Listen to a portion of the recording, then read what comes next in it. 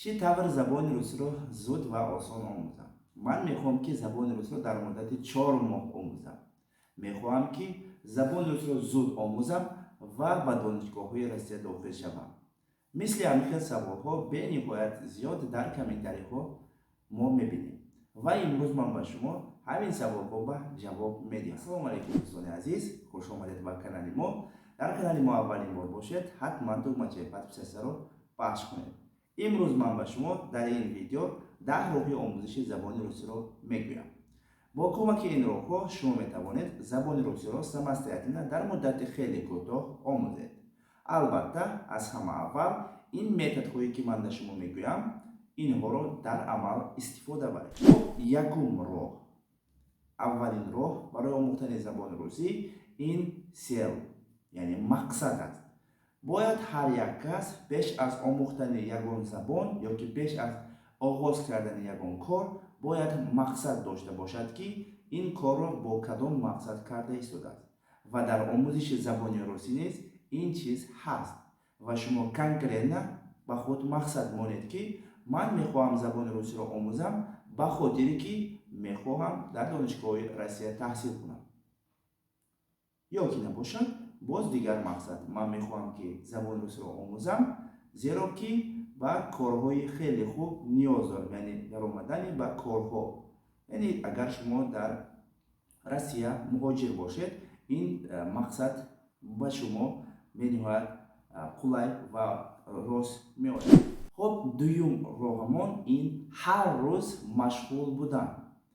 ҳар рӯз бо забони русӣ машғул будан маъни чиро дорад? маъни онро дорад ки шумо ҳатман ҳар рӯз минимум 20 ёки 30 дақиқа бо забони русӣ машғул бошед. яъне ин маънои он ҳаст ки шумо дар ҳамин муддати 20 ёки 30 дақиқа бо забони русӣ кор мекунед ва ибораҳое ки аз худ кардед онҳоро такрор мекунед ва боз ибораҳои навро аз худ мекунед.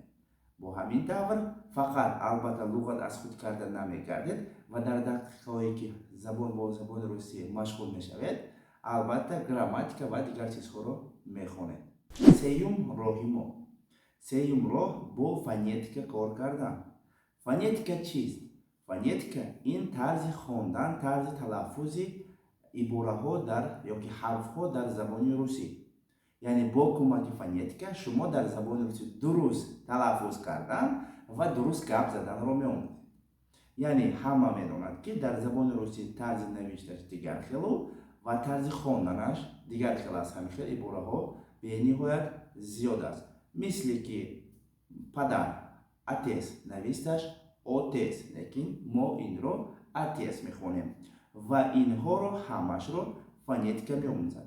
яъне мо иностранцо, мо ки носитель нестем ва барои ҳамин ҳам мо вынужден, яъне мо бояд фонетикаи забони русиро хеле хуб омӯзем. зеро ки албатта хоҳед ки дигарҳо нафаҳманд ки шумо аз Тоҷикистон ҳастед, бояд фонетикаро зур хонед ва баъд аз ин дар шумо на аксент мешавад, на хатогиҳо. чорум роҳи мо ин грамматикаро хондан. бо грамматика машғул будан. ин маънии чиро дорад? бисёри хуб ба мо мегӯяд ки ба ман фақат разговор дар кор, яъне ман мехоҳам суҳбат кунам. албатта агар хоҳед суҳбат кунед, шумо бояд грамматикаро доред. мисоли гап, шумо гӯед ки ту маро мефаҳмӣ? ту маро мефаҳмӣ? фаҳмидан ин албатта понимать. понимать фаҳмидан. ту маро мегӯяд ты меня понимаешь. ты меня понимаешь. ва ин маънои онро дорад ки шумо дар инҷа грамматикаро истифода бурдед ва понимать ин глагол аст. вы ёки ты меня понимать намегӯем, зеро ки дар инҷа грамматика аст ва мо глаголро дар замонҳо тағйир дода гап мезанем ва дар ин ҳолатҳо шумо боз мегӯям вынужден ҳастед ки грамматикаро хонед. хоб чорумро гуфтем ва панҷумро мегузарем. панҷум роҳи омӯзиши забони русӣ ин бо филм, бо музика, бо дарсҳо, бо видеоблогҳо ва дигар чизҳо. хоб филмҳои забони умуман филмҳое ки ба забони русӣ ҳастанд. мисол филмҳои американскӣ бо забони русӣ тарҷума карда шуда бошад, албатта онҳоро метавонед тамошо кунед ва бубинед ки дар интернет, дар ютуб ҳама видеоҳои русӣ дар тагаш субтитр дорад. Субтитр он чизе ки дар поён нависта шудааст, яъне он чизе ки онҳо дар филм гуфта истодааст, он ҳамонҳоро дар поён бо субтитр нишон медиҳад. ин ба шумо кӯмак мекунад ки дар забони русӣ бишунавед ва бубинед ки чӣ хел нависта мешавад ва чӣ хел талаффуз карда мешавад. мисли музика низ ҳамин тавр аст. албатта видеодарсҳо ин беҳтарин аст. видеодарсҳо ин аз филм ва аз музика ҳам зудтар, зеро ки бо кӯмаки видеодарсҳо якум шумо гӯш мекунед, дуюм шумо мефаҳмед видеодарсҳо. мисол видеоурок дар бораи родительный падеж дар забони русӣ. родительный падеж видео бо забони русӣ аст ва грамматикаи забони русӣ аст. ҳам шумо дар инҷа грамматикаи забони русиро меомӯзед ва ҳам шумо ҳамаи ибораро бо забони русӣ мешунавед. ин беҳтарин роҳ аст. ё ки ба шумо тамошо кардани блогерҳо мисли Литвин, Настя ва дигарҳо маъқул бошад, агар метавонед онҳоро тамошо кунед. албатта видеоҳои онҳо сал аз маданият дуртар аст, яъне онҳо бисёр ақорат ва михел чизҳоро истифода мебаранд, но метавонед ба худ он ақоратҳое ки онҳо мекунанд ва ибораҳои дигарро ба худ аз худ кунед. хоб дӯстони азиз, мо ба роҳи шашум мегузарем. роҳи шашум ин бисёртар китоб хондан, яъне хондани китоб қати машғул шудан аст. медонед ки аз мактаб ба шумо мегӯяд ки китобхонӣ ин беҳтарин чиз аст ва дар илм низ, дар омӯзиши забони русӣ низ китоб хондан ба шумо бениҳоят кӯмаки калон мерасонад. китоб хонед, агар шумо аз ҳама бисёртарин, аз ҳама аввал забондониятон баланд мешавад ва суханро бениҳоят хушрӯ мегӯед. чӣ хеле ки дар забони тоҷикӣ низ ҳаст, яъне шахсе ки китобро бисёр мехонад, он шахс ибораҳоро хушрӯ месозад ва суханҳои бениҳоят хушрӯ аз даҳонаш мебарояд, зеро ки ӯ китобро хонда, яъне културни гап заданро омӯхтагиаст.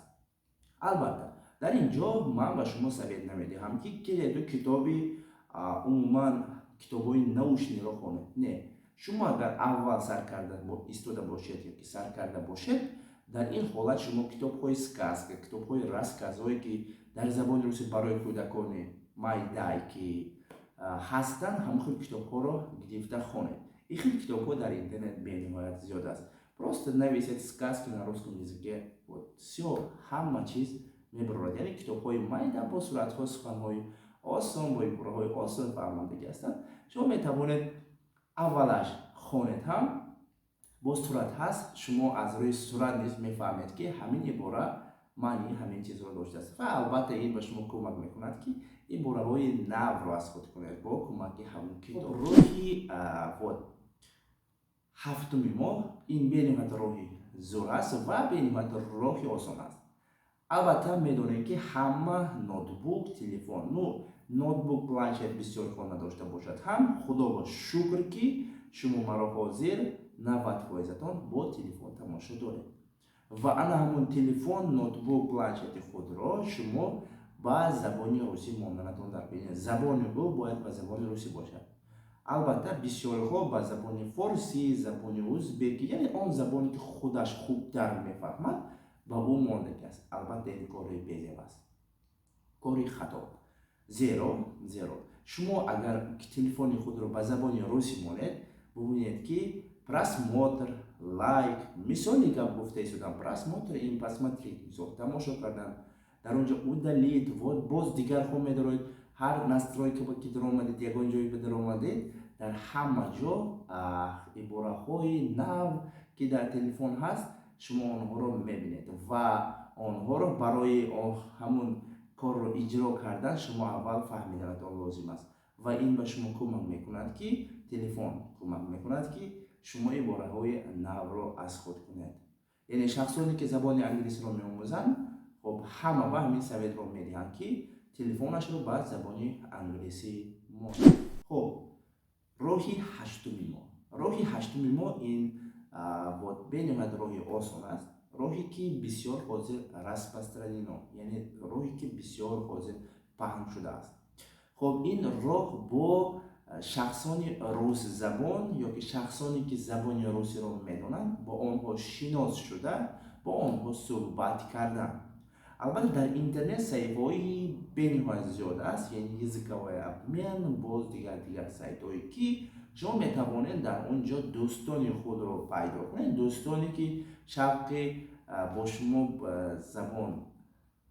забони худро алиш кардан ёки забони худро ёд доданро бениҳоят мехоҳанд, онҳоро шумо метавонед дар ҳамон сайтҳо биёбед ва бо онҳо суҳбат кунед. мисол онҳо мумкин ки хоҳанд рус духтаро ҳаст, рус писаро ҳастанд ки мехоҳанд забони тоҷикиро омӯзанд, мехоҳанд забони ӯзбекиро, мехоҳанд забони форсиро омӯзанд ва онҳо мехоҳанд бо шумо, яъне бо шумо шинос шаванд ва шумо ба онҳо забони худро ёд диҳед ва онҳо ба шумо забони худашро, яъне забони русиро.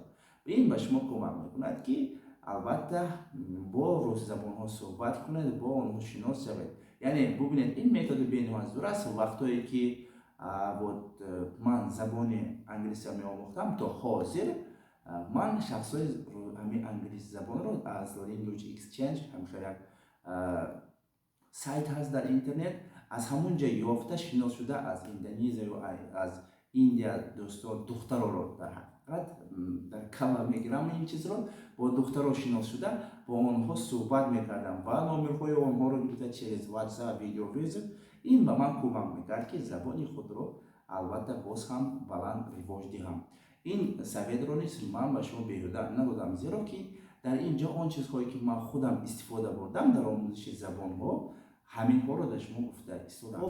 роҳи нуҳум ки ин бениҳоят роҳи хандовар гӯем ҳам мешавад, лекин бениҳоят роҳи фоиданок. хоб ин роҳ дар ҳамин тавр аст ки дар дохили худ бо худ ба забони русӣ суҳбат кардан. дар дохили худ бо худ бо забони русӣ суҳбат кардан, ин чӣ маъниро дорад?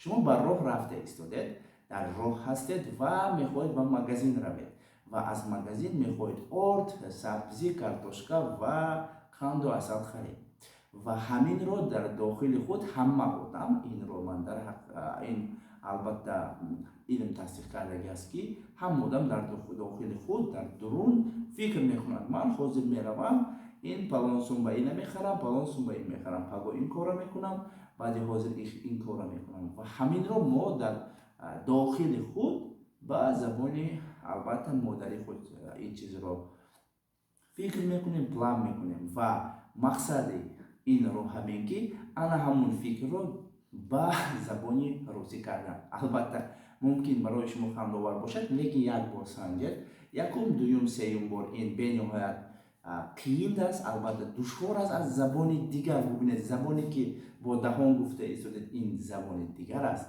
ва забоне ки дар дохил доред, ин дигар аст. агар шумо забони дохилии худро дар ҳамон ҳолатҳои фикр кардан алиш карда, яъне ба дигар забон тағйир дода тавонед, ин беҳтарин результат медиҳад ба шумо ва шахсе ки ҳамин корро карда метавонад ва дар дохили худ дар забони русӣ фикр мекунад, дар забони русӣ худ ба худ гап мезанад, ин шахсҳо забони русиро бениҳоят зуд меомӯзанд ва ин чиз ман гарантия медиҳам, яъне 100%. зеро ки шахсан ман худам ҳамин хел ҳастам, ҳозир ҳам дар забони англисӣ метавонам, ҳам дар забони русӣ бемалол дар дохили худ суҳбат кунам, зеро ки он тавре ки худам мехоҳам ҳамин хел.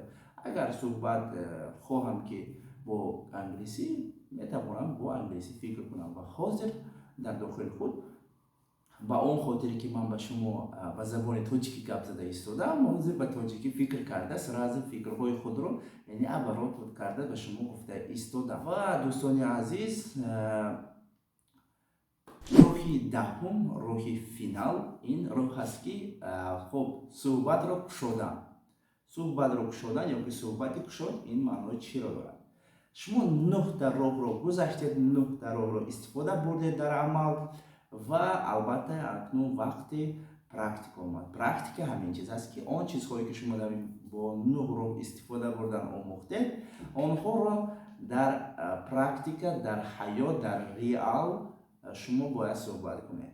یعنی با یکان شخص دوستی که در گرد اطراف دارید با آنها باید سلام کنید. Здравствуйте, yoki привет, как дела, где ты живешь или сколько тебе лет. عموما همین خیلی سوال هایی که عموما گفتگو رو آغاز میکنند. با همین خیلی سوال خوب با او دید یا که او به شما دهد شرم کرده رو پوشیده خود رو ندانسته گرفته یا که خوب رفته ایخیل نکنید و در این حالت کوشش کنید که جواب دید. Здравствуйте, привет, я приехал из Таджикистана, вот и так далее. Просто سر کردم برخورد. شما سر کنید، یک بار سر کنید تا عموما ارگانیزم آدم میخواد که وقتی که شما یک بار یک کار رو میکنید این رو همه خوب میدونند باز دل همون چیز رو باز دوباره میخواهد. البته کاری که به شما معقول باشد و در زبان نیست همین طوره. شما یک بار صحبت کنید شخصی که زبان روسی رو میدونن با او صحبت کنید گوید که السلام علیکم چطور هستید از کجا هستید نام شما چیست میتوانیم شناسیم در زبان روسی همین بارها رو گوید شما و او هم به شما جواب دهد خرسند میشود و باز میخواهید صحبت کنید. ما آدمای دیدگی هستم که در روسیه یعنی آنها اگر در زبان ما وقتی که درس میدادم بیاید استودنت های خودم رو در شما میگویم یعنی آنها وقتی که درس میدادم یگان کلمه رو به زبان تاجیکی از زبان تاجیکی به زبان روسی ترجمه کرده با روز دخترها یا که روز پسرها صحبت میکردم با روزها همه خیلی میدیدم که روشم و یک چهره چی پیدا میشد که هم خیلی خرسند میشود که من توانسته ایستادم گفته. این خود به خود موتیواسیون است دوستان عزیز. نام این رو موتیواسیون میگوید. یعنی شما وقتی که یک بار صحبت کردید به خود موتیواسیون پیدا میشود و با کمک همین موتیواسیونی که آخر ندارد دوستان عزیز آخر ندارد موتیواسیون یعنی خود به خود موتیواسیون این آخر ندارد یعنی دیگر کس به شما موتیواسیون این تاثیر میکند یک چند ساعت یا یک چند روز یا یک چند ماه نه که موتیواسیونی که آدم به خود میدهد یعنی دیدن یگان چیز حس کردن یگان چیز مجبور شده یگان چیز موتیواسیون میدهد به خود این چیز آنچه دوام یعنی تمام نمیشود و همه وقت همون چیز رو به خاطر آورد همون چیز باز پیدا میشود و کوشش کنید که صحبت کرده به خود موتیواسیون پیدا کنید و این با کمک این موتیواسیون شما زبان روسی رو همونقدر زود میآموزید که البته بعد از یک سال یا که بعد از 7 ماه ویدیوی ما را تکرارا تماشا میکنید و می نویسید رحمت کلام لطفالله که من همین رو استفاده بردم و زبان روسی رو آموختم. Она я могу вот написать вот такой текст на русском языке. خلاص دوستان عزیز من با شما لطفالله امروز بودم. امیدوارم که اون راههایی که من به شما گفتم با خنده با روی گشاد برای اینکه خواستم که با شما یک ویدیوی عموما موتیواسیون ضبط کنم و از همین حساب هم سریوز نشده با روی عموما گیرم اگر شاد با شما ویدیو ضبط کردم. امیدوارم که این راه به شما کمک میکند. باز میگویم آن راههایی که به شما آن گپ‌هایی که به شما گفتم آنها رو در عمل استفاده برید نه آنکه گوش کنید بعد از 15 منوت از خاطر برارید. این ویدیو رو ضبط کردنش من چقدر وقت سر کردم زیرا که من میخواهم که آن سوالهایی که شما در کامنتاری ها در همه جا میدهید همونها به آخر رسد و با کمک این زبان روسی را آموزید. خیر دوستان عزیز با ما باشید. خیر.